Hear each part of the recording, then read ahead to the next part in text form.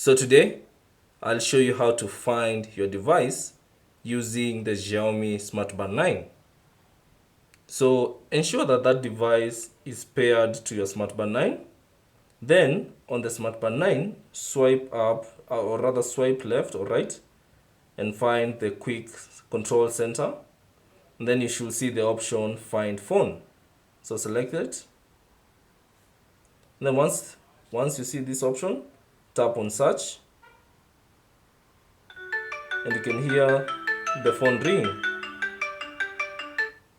So that's basically it to find your device using your Smart Band 9.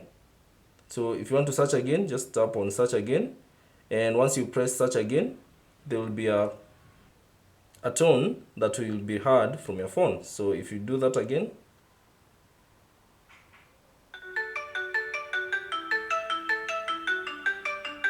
you can hear the ringing on your device.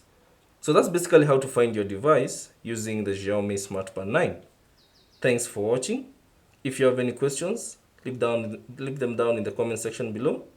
And if you found this video helpful, consider leaving a like and subscribing to the channel.